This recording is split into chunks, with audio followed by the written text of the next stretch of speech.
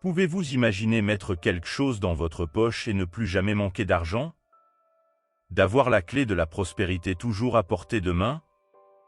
L'histoire du jeune Sin, en quête de sagesse dans le bouddhisme zen, révèle un puissant secret. La richesse spirituelle peut être la clé d'une vie d'abondance matérielle. Imaginez-vous maintenant en train de suivre les traces de Sin, un jeune homme déterminé à trouver un sens à sa vie. Dans un endroit reculé du Tibet, il demande conseil au vénérable moine Lama, connu pour sa sagesse et sa compassion. Cette rencontre marque le début d'un voyage transformateur, où les anciens enseignements du bouddhisme zen deviennent les guides d'une vie pleine et prospère. Sin part à la recherche des enseignements du bouddhisme zen, s'imprégnant des 4 nobles vérités, de la voie du milieu et de l'essence de la compassion. Grâce au regard avisé de Lama, il découvre que la véritable prospérité n'est pas seulement une question d'accumulation de richesses matérielles, mais aussi de culture d'une richesse spirituelle intérieure. C'est cette richesse spirituelle qui devient le point d'ancrage d'une vie de succès et d'épanouissement durable. Au cours de son voyage spirituel, Sin fait une découverte surprenante, une pierre spéciale appelée pyrite, que Lama révèle être un symbole tangible de la richesse spirituelle capable d'attirer la prospérité matérielle. Cette révélation marque un tournant dans sa compréhension de la véritable signification de la richesse. Il réalise qu'en cultivant la paix intérieure, la satisfaction personnelle et la compassion pour les autres, il plante les graines d'une vie d'abondance dans tous les domaines. L'équilibre entre la recherche de la richesse matérielle et la richesse spirituelle devient le point central du voyage de Sin. Il se rend compte que si la prospérité matérielle est importante pour subvenir aux besoins de la vie, c'est la richesse spirituelle qui donne un sens et un but à l'existence. Fort de cette prise de conscience, il s'engage à poursuivre sa pratique bouddhiste, à approfondir la méditation, la compassion et la générosité afin de renforcer son lien avec la véritable source de la prospérité. L'histoire de Sin nous rappelle que la véritable richesse se trouve au-delà des possessions matérielles. Elle réside dans la paix intérieure, la connexion avec les autres et la gratitude pour les bienfaits de la vie. En suivant ces traces, nous pouvons apprendre à donner la priorité à la richesse spirituelle, persuadés que la véritable prospérité suivra naturellement. C'est comme si nous avions un précieux secret dans notre poche, prêt à nous guider vers une vie d'abondance et d'épanouissement. Au cours de ce voyage de découverte de soi et de croissance spirituelle, Sin se rend compte qu'une pratique cohérente est essentielle pour atteindre ses objectifs. Il s'engage à intégrer les enseignements du bouddhisme zen dans sa vie quotidienne, en se consacrant régulièrement à la méditation, à la pratique de la compassion et au service des autres. Ces actions renforcent non seulement son bien-être intérieur, mais ont également un impact positif sur son environnement et sur la vie de ceux qui l'entourent. Au fil des ans, Sin voit les fruits de son dévouement. Il devient un moine respecté et sage, connu pour sa compassion, sa sagesse et sa générosité. Son influence s'étend au-delà des murs du temple, atteignant des communautés entières et inspirant d'autres personnes à suivre le chemin de la quête spirituelle. La pierre de pyrite que Sin a trouvée dans la forêt devient plus qu'un simple objet, c'est un rappel constant du pouvoir de la richesse spirituelle et de l'importance de la garder près de soi. Chaque fois qu'il la touche dans sa poche, elle lui rappelle qu'il doit rester fidèle aux principes du bouddhisme zen et poursuivre son voyage vers la véritable prospérité. En partageant son histoire et ses enseignements avec d'autres chercheurs de sagesse, Sin souligne l'importance de trouver un équilibre entre le désir de réussite matérielle et la culture de la richesse spirituelle. Il encourage les autres à regarder au-delà des apparences et à se connecter à ce qui compte vraiment dans leur vie, leur rappelant que le vrai bonheur ne se trouve pas dans les possessions matérielles, mais dans le contentement intérieur et l'harmonie avec le monde qui les entoure. Le voyage de Sin nous rappelle que la recherche de la vraie richesse est un voyage intérieur, un voyage de connaissance de soi, de compassion et de gratitude. En suivant les principes du bouddhisme zen et en cultivant une profonde richesse spirituelle, nous pouvons ouvrir la porte à une vie d'abondance et d'épanouissement, où nous n'aurons plus jamais à craindre de devenir pauvres, car la vraie richesse réside en nous-mêmes. Sur le chemin de l'apprentissage spirituel, Sin trouve en Lama un maître sage et compatissant, dont la profonde connaissance des enseignements bouddhistes le guide à travers les vérités complexes de l'existence. Tout au long de leurs échanges, Lama partage avec Sin les principes fondamentaux du bouddhisme zen, notamment les 4 nobles vérités, qui mettent en lumière la nature de la souffrance humaine et la voie à suivre pour y mettre fin. Il explique que la compréhension et l'acceptation de la réalité de la souffrance constituent le premier pas vers la transcendance de ses effets négatifs et vers une vie de paix intérieure et de bonheur durable. En outre, Lama présente à Sin le concept de la voie du milieu, une approche équilibrée de la vie qui évite les extrêmes de l'ascétisme et de l'excès et qui mène à une existence harmonieuse et centrée. Ces enseignements trouvent un écho profond chez Sin et lui révèlent une nouvelle façon de vivre en accord avec les vérités fondamentales de l'univers.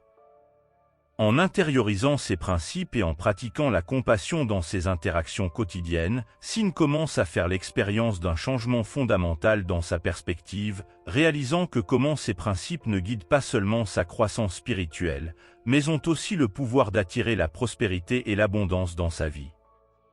Ainsi, l'apprentissage spirituel de Sin sous la direction de Lama ne vous conduit pas seulement à une compréhension plus profonde de vous-même et du monde qui vous entoure, mais vous permet également de suivre un chemin de réussite et d'épanouissement qui transcende les limites matérielles.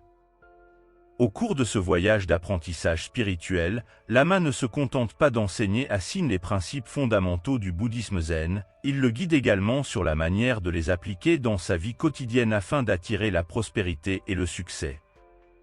Comprendre les 4 nobles vérités, par exemple, n'est pas seulement une question de théorie pour Sin, mais un guide pratique pour faire face aux défis et aux difficultés qui se présentent à lui. Il apprend à reconnaître la nature transitoire de la souffrance et à cultiver un état d'esprit d'acceptation et d'équanimité, même face à l'adversité. Cela renforce non seulement sa résistance émotionnelle, mais lui permet également de se concentrer sur des solutions constructives et des opportunités de croissance. La voie du milieu, enseignée par Lama, devient le modèle de la vie équilibrée que Sin aspire à mener. Il apprend à éviter les extrêmes que sont le désir et l'aversion, et à trouver un point d'équilibre qui favorise le bien-être physique, mental et spirituel. Cette approche modérée permet non seulement à Sin d'éviter les excès qui peuvent conduire à la souffrance, mais aussi de cultiver une relation plus saine et plus équilibrée avec les richesses matérielles. Il apprend à apprécier les plaisirs simples de la vie sans s'y attacher excessivement, tout en restant conscient de l'impermanence de toute chose. La compassion apparaît comme une force motrice dans son voyage spirituel et dans sa quête de prospérité. Sous la direction de Lama, Sin apprend à cultiver un cœur compatissant, à se tourner vers les autres avec gentillesse, empathie et générosité. Il se rend compte qu'en aidant ceux qui sont dans le besoin et en soulageant la souffrance des autres, non seulement il renforce ses liens avec la communauté, mais il crée également un flux d'énergie positive qui se répercute sur lui sous forme de succès et d'épanouissement. Ainsi, l'apprentissage spirituel de Sin sous la tutelle de Lama ne se limite pas au domaine de la théorie ou de la contemplation, mais se manifeste par des actions tangibles et transformatrices dans sa vie quotidienne. Au fur et à mesure qu'il intériorise et pratique les enseignements du bouddhisme zen, il devient non seulement un étudiant dévoué, mais aussi un exemple vivant des avantages tangibles qu'une vie de sagesse, d'équilibre et de compassion peut apporter. En adoptant ces principes comme guide, Sin trouve non seulement le chemin de la véritable prospérité, mais devient également une source d'inspiration pour tous ceux qui cherchent la même voie de l'épanouissement spirituel et matériel. Au cours de son voyage spirituel, Sin fait une révélation surprenante qui l'éclaire sur la voie de la véritable prospérité. Alors qu'il explore les environs de la montagne, son attention est attirée par une pierre particulière qui brille à la lumière du soleil. Intrigué, il s'en approche et la ramasse, ressentant un lien inexplicable avec l'objet. De retour au temple, Sin fait part de sa découverte à Lama, dans l'espoir d'obtenir des conseils sur la signification de la pierre. Avec un sourire sage, Lama identifie la pierre comme étant de la pyrite, un trésor spirituel qui va au-delà de sa valeur physique. Il explique à Sin que la pyrite est bien plus qu'une simple pierre, c'est un symbole vivant de la richesse spirituelle, capable d'attirer la prospérité matérielle à ceux qui cultivent un esprit et un cœur généreux. Cette révélation trouve un écho profond chez Sin, qui réalise que la véritable abondance ne se limite pas aux biens matériels, mais qu'elle se nourrit de la paix intérieure et de la compassion pour les autres. Avec les conseils de Lama, Sin approfondit la signification de la pyrite et la façon de l'intégrer dans sa vie quotidienne. Il apprend que la pierre n'est pas une amulette magique qui exauce les désirs matériels instantanés, mais plutôt un rappel constant de l'importance de maintenir un état d'esprit réceptif et généreux. Sin se rend compte que la véritable richesse ne découle pas seulement de la recherche de gains matériels, mais de la pratique constante de valeurs telles que la gratitude, la gentillesse et le service à autrui. En intégrant ces principes dans sa vie quotidienne, il constate un changement subtil mais puissant dans sa façon d'interagir avec le monde qui l'entoure. Il devient plus conscient des opportunités d'aider les autres et de partager sa propre prospérité, créant ainsi un cycle positif d'abondance qui s'étend au-delà de lui-même. Au fur et à mesure que Sin approfondit sa compréhension des Piritas et de leurs enseignements sous-jacents, il commence à voir les fruits de sa pratique se manifester dans sa vie. Il se rend compte que la véritable prospérité ne se mesure pas seulement aux possessions matérielles, mais aussi à la qualité de ses relations, à sa santé physique et mentale et à son sens de l'objectif et de l'accomplissement. En vivant selon les principes du bouddhisme zen, il éprouve un sentiment de satisfaction et d'épanouissement qui dépasse toute richesse matérielle. La pierre de pyrite, qu'il garde désormais dans sa poche et qui lui rappelle constamment son engagement en faveur de la générosité et de la compassion, devient un symbole tangible de son cheminement spirituel et de sa recherche de la vraie richesse sous toutes ses formes. Au fur et à mesure que Sin poursuit son voyage spirituel avec les conseils de Lama, il réalise que la véritable richesse ne se limite pas à l'aspect matériel de la vie, mais qu'elle englobe une richesse intérieure qui transcende les possessions et le statut. Il apprend que la prospérité authentique naît de l'harmonie entre le corps et l'esprit, et que la recherche isolée de l'épanouissement matériel peut conduire à l'insatisfaction et au vide émotionnel. Il s'engage donc à cultiver non seulement la prospérité matérielle, mais aussi l'abondance spirituelle qui nourrit son être intérieur. La présence constante de la pyrite dans sa poche rappelle quotidiennement à Sin les principes fondamentaux du bouddhisme zen et leur lien avec la véritable prospérité. Il apprend à visualiser la pierre comme un symbole vivant de gratitude qui lui rappelle de reconnaître et d'apprécier les bienfaits présents dans sa vie. Cet exercice de gratitude l'aide à cultiver un état d'esprit d'abondance où il se concentre sur ce qu'il a, plutôt que de s'inquiéter de ce qui lui manque. Il devient ainsi plus conscient des opportunités de croissance et de développement qui l'entourent, ce qui lui permet de tirer le meilleur parti de chaque expérience que la vie lui offre. Sin réalise que la vraie richesse est ancrée dans la générosité et la compassion pour les autres. Il apprend qu'en aidant ceux qui sont dans le besoin et en partageant sa propre prospérité, non seulement il renforce les liens communautaires, mais il crée également un cycle d'abondance qui profite à tous. Il devient un exemple vivant des enseignements du bouddhisme zen, pratiquant la compassion dans ses interactions quotidiennes et trouvant de la joie à faire une différence dans la vie des autres. En poursuivant son voyage, Sin se rend compte que la vraie richesse n'est pas une destination finale à atteindre, mais plutôt un voyage continu de découverte de soi et de croissance spirituelle. Il comprend que la recherche de la vraie prospérité est un voyage intérieur, au cours duquel il s'efforce de cultiver des vertus telles que l'humilité, la gratitude et le service désintéressé. À chaque pas sur ce chemin, il se rapproche de la réalisation de son potentiel le plus élevé et du véritable bonheur qui découle d'une vie en harmonie avec lui-même et avec le monde qui l'entoure.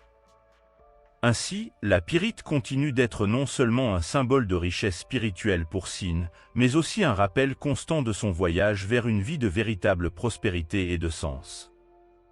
Sin parvient à une compréhension profonde de la véritable nature de la richesse.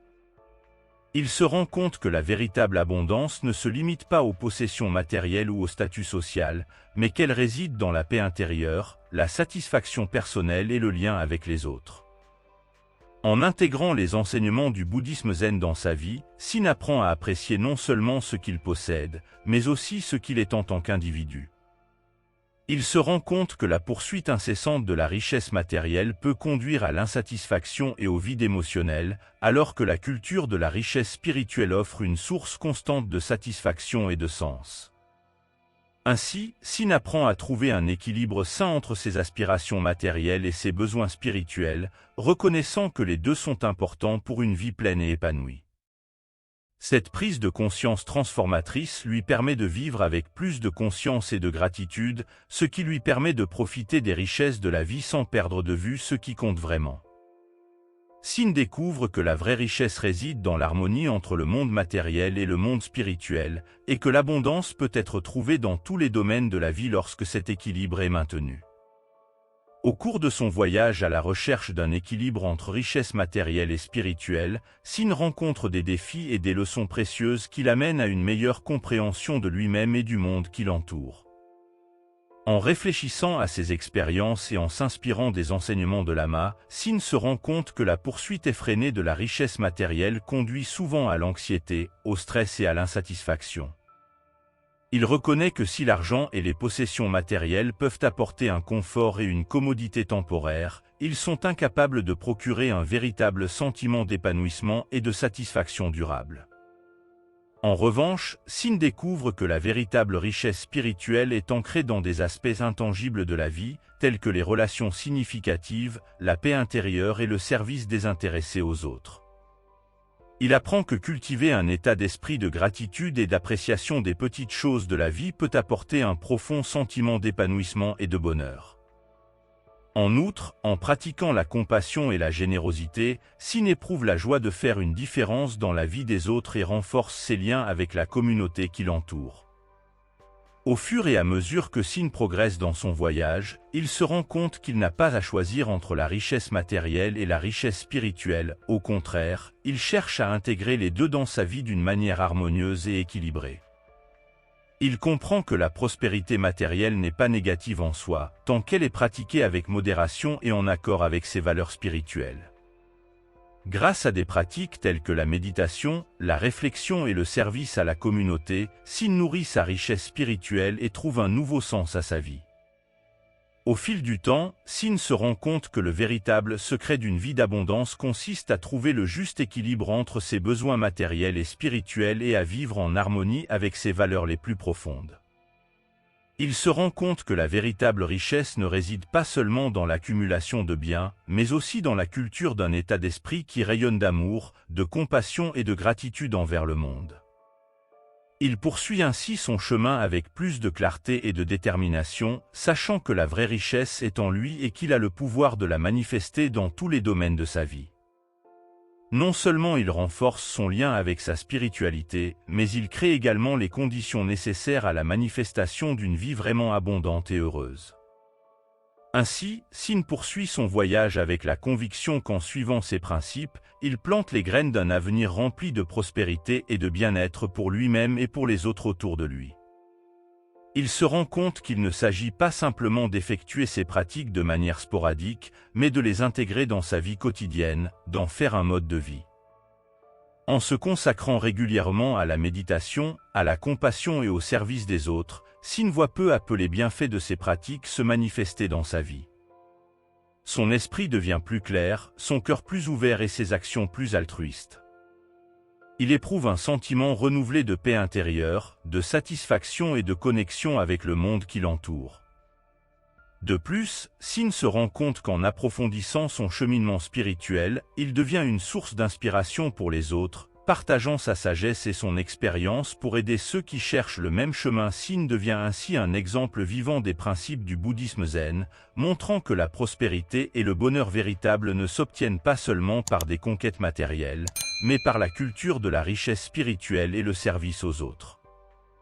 Je vous invite donc à vous abonner à la chaîne La Spiritualité Bouddhisme pour plus de contenu inspirant sur la spiritualité et le bouddhisme. Si cette vidéo vous a interpellé, n'oubliez pas de laisser un like et de partager vos réflexions dans les commentaires ci-dessous. Votre opinion est précieuse et nous aide à continuer à produire du contenu qui a du sens et de l'impact. Profitez également de l'occasion pour regarder les autres vidéos de la chaîne et explorer les différents thèmes liés à la pratique spirituelle et au développement personnel. Merci de faire partie de cette communauté de chercheurs de vérité et de bien-être.